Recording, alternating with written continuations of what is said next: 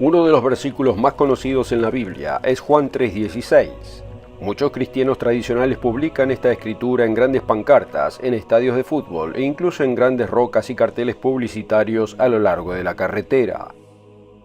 Este famoso versículo ofrece una gran esperanza a aquellos a quienes Dios está llamando. Pero pocos, incluso los que profesan ser cristianos, entienden la intensa verdad encerrada en esta profunda declaración. El propio Jesús declaró esta verdad en Juan 3:16. Porque de tal manera amó Dios al mundo, que ha dado a su Hijo unigénito, para que todo aquel que en él cree no perezca, sino que tenga vida eterna. Ocultas en este famoso versículo hay 8 verdades espirituales vitales, pero para la mayoría son 8 misterios ocultos. ¿Por qué? Porque lo oyeron basándose en tradiciones humanas en lugar de doctrinas cristianas basadas en la Biblia. ¿Un Dios que ama al mundo condenaría a su creación a un infierno de fuego eterno? ¿Cómo podría ser esto justo? Y si Dios permitió que Jesús muriera para que los creyentes no perecieran, ¿de dónde sale la idea de que los impíos no perecerán, sino que vivirán en dolor eterno? Y sobre todo, ¿qué significa tener vida eterna como seguidor de Jesucristo nacido de nuevo?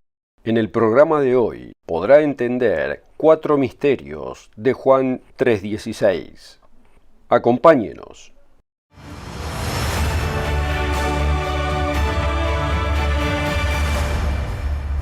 Una de las verdades más profundas de la Biblia se declara en Juan 3:16. Se llama el versículo dorado de la Biblia. Debemos buscar la verdad, pero hay tantas interpretaciones y creencias diferentes, incluso entre los cristianos tradicionales. Escuche lo siguiente. La Enciclopedia Cristiana Mundial identifica al menos 33.000 denominaciones cristianas, con 9.000 de ellas clasificadas como protestantes y 22.000 como independientes. Estas miles de denominaciones discrepan entre sí en muchas de sus doctrinas, enseñanzas y creencias, pero no todas pueden tener la verdad. ¿Será que muchos creen en un falso Jesucristo que no es el Jesús de la Biblia? El propio Jesús nos advirtió en Mateo 24:24 que se levantarán falsos cristos y falsos profetas y harán grandes señales y prodigios para engañar, si fuera posible, aún a los escogidos. Dado que estas miles de denominaciones enseñan diversas doctrinas, ¿podría ser que muchos crean un cristianismo falsificado?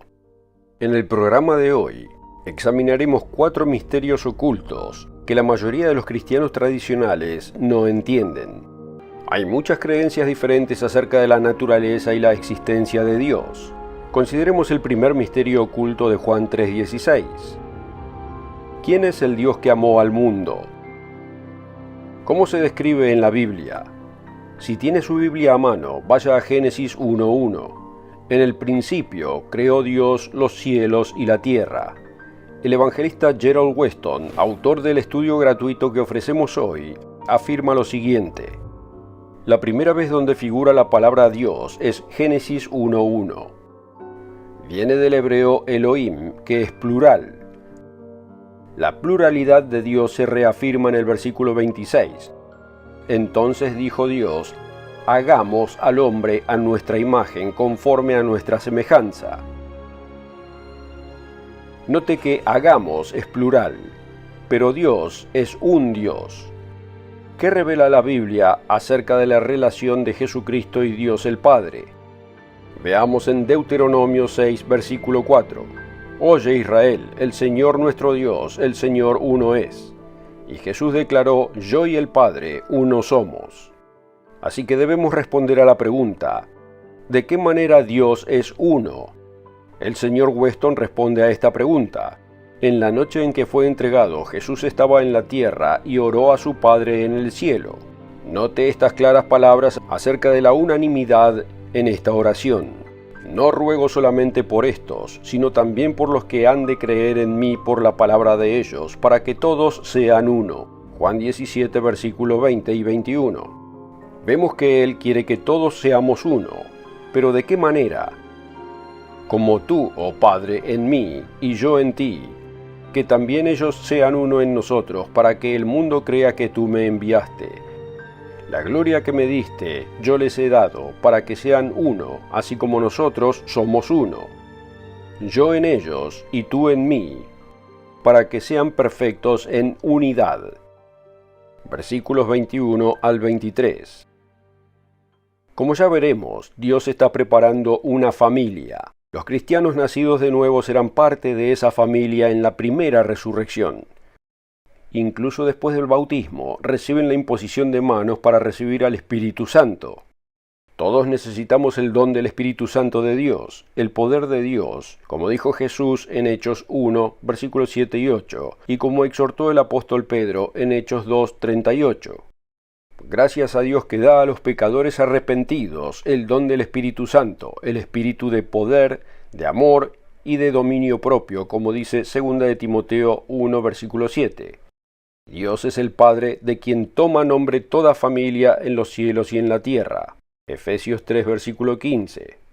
Amigos, oren para que ustedes también puedan tener a Dios por Padre. Jesús nos enseñó a orar al Padre en Mateo 6, versículo 9. Hemos visto que Dios el Padre y Jesucristo son uno. Son los dos seres existentes en la familia del único Dios. De hecho, Dios Padre es el Padre de quien toma nombre toda familia en los cielos y en la tierra. Efesios 3, versículo 15. Y los cristianos fieles se unirán a ellos cuando nazcan de nuevo, como ya veremos en este programa. Vimos que el Padre y Jesucristo ahora son miembros de esa única familia. Como el apóstol Juan nos enseñó en Juan 1, versículo 14, y aquel Verbo fue hecho carne, y habitó entre nosotros, y vimos su gloria, gloria como del unigénito del Padre, lleno de gracia y de verdad. Y fue ese Jesús, el Hijo de Dios, quien derramó el Espíritu Santo sobre los discípulos en Hechos 2, versículo 32. A este Jesús resucitó Dios, de lo cual todos nosotros somos testigos. Así que exaltado por la diestra de Dios, y habiendo recibido del Padre la promesa del Espíritu Santo, ha derramado esto que vosotros veis y oís. Amigo, usted necesita el Espíritu Santo, como ya veremos más adelante. Otra verdad oculta y misterio de Juan 3:16 es la respuesta a la pregunta, ¿es Dios justo? Misterio oculto número 2, ¿es Dios justo? Cuando llegue a comprender realmente el asombroso e incondicional amor eterno que el Dios Creador tiene por los seres humanos, comprenderá que cada ser humano tendrá una oportunidad genuina de salvación. Y esto introduce esta segunda verdad oculta. Muchos cristianos tradicionales tienen la idea errónea de que Dios quemará a millones de personas en el fuego del infierno por siempre, solo porque dispuso que nacieran y murieran sin escuchar el nombre de Cristo o el Evangelio de Cristo. ¿Es eso justo? En el capítulo 3 del folleto gratuito de hoy, el evangelista Gerald Weston dice: el apóstol Juan enseñó que de tal manera amó Dios al mundo. Juan 3:16. Aquí el mundo no se refiere al planeta Tierra, sino a las personas que habitan aquí, y no importa cómo haga la cuenta, de cualquier modo, siempre ha habido muchos más no salvos que salvos. Así que si Dios amó al mundo, ¿cómo puede ser esto? ¿Es tan débil que no puede salvar a la mayoría de su creación? Esto lleva a la pregunta, ¿es Dios justo? ¿Hace Él acepción de personas? ¿Tuvieron todos o tendrán todos una oportunidad genuina y justa de salvación? Páginas 17 y 18. Los eruditos bíblicos saben que la salvación viene solo a través del nombre del Salvador del mundo, Jesucristo, como nos dice en Hechos 4, versículo 12. Y en ningún otro hay salvación, porque no hay otro nombre bajo el cielo dado a los hombres en que podamos ser salvos. Amigo, Dios tiene un plan para aquellos que nunca escucharon el nombre de Jesucristo. El misterio oculto número 2 ¿es Dios justo? Dios no condenará a aquellos que nunca escucharon el nombre de Cristo, como creen muchos en el cristianismo tradicional. Pregúntele a su ministro o pastor, si una tribu en una selva remota nunca escuchó el nombre de Cristo, si nunca aceptó a Jesucristo como su Salvador, ¿serán condenados al fuego del infierno cuando mueran? Puede que les sorprenda la respuesta. La Biblia revela que Dios les dará a tales personas una oportunidad de salvación en la segunda resurrección. Eso se describe en Apocalipsis 20, versículos 11 al 13. Busque en su Biblia Apocalipsis 20, versículo 11. Dios nos revela en el juicio del gran trono blanco. Este juicio tiene lugar después del reinado de 1000 años de Cristo en la tierra. Estos son el resto de los muertos, mencionados en el versículo 5. Esta es la segunda resurrección general de los muertos. Apocalipsis 20, versículo 11. Y vi un gran trono blanco, y al que estaba sentado en él, de delante del cual huyeron la tierra y el cielo, y ningún lugar se encontró para ellos. Y vi a los muertos grandes y pequeños, de pie ante Dios. Si los muertos están de pie ante Dios, es porque han resucitado. Encontrará una descripción de esta resurrección a la vida física en Ezequiel 37, el valle de los huesos secos cobra vida. Ahora, continuando en Apocalipsis 20, versículo 12.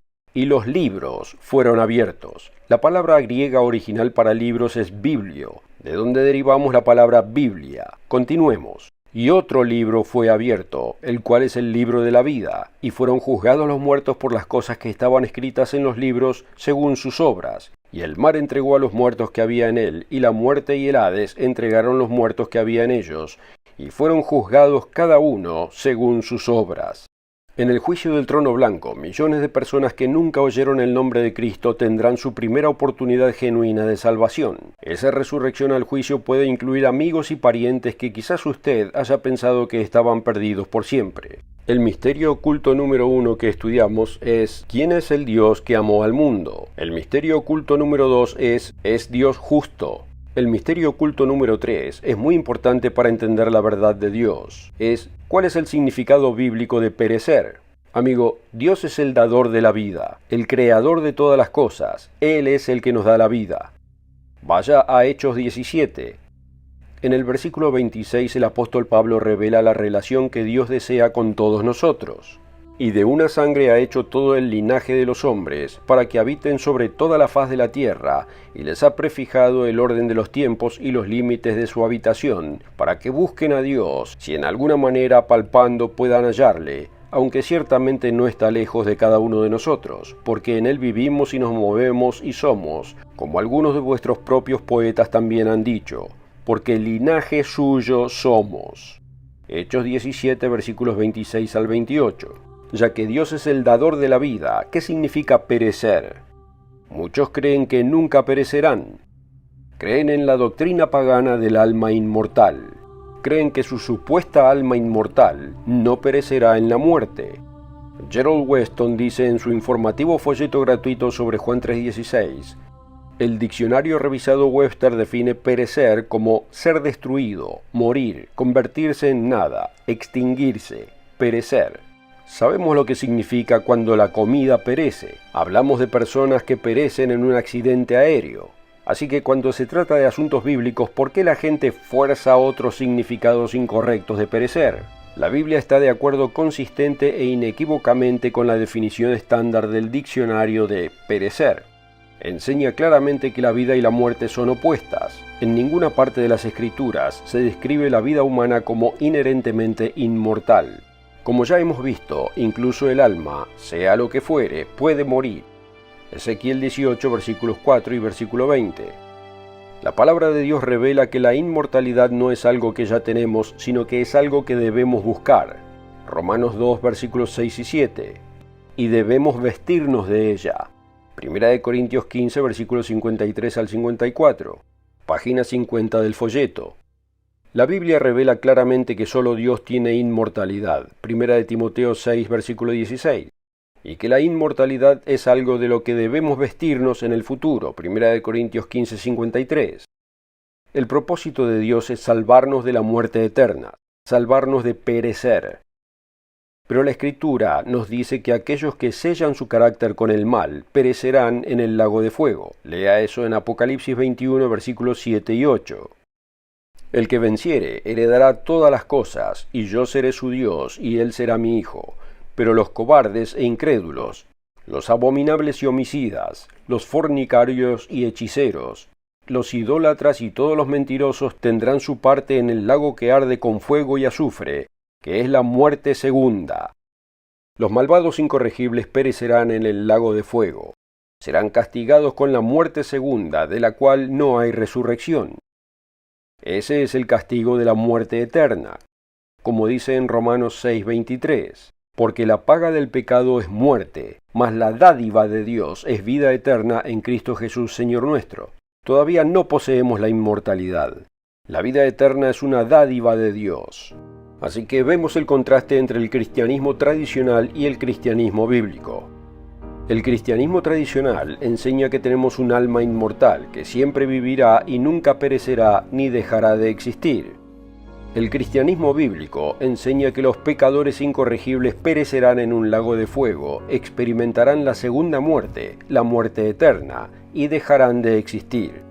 Pero la buena noticia es que los que verdaderamente crean en el Cristo de la Biblia, que se arrepientan y sean bautizados como dice Hechos 2:38, y permanezcan fieles, no perecerán. Se les dará el don de la vida eterna. El tercer misterio oculto que hemos discutido hoy es: ¿cuál es el significado bíblico de perecer? Amigo, ¿perecerá usted personalmente? Nuestro Salvador reveló que aquellos que genuinamente viven según Juan 3:16 no perecerán, sino que tendrán vida eterna. Hemos visto brevemente 3 misterios ocultos de Juan 3:16. El misterio oculto número 4 es: ¿debe usted nacer de nuevo?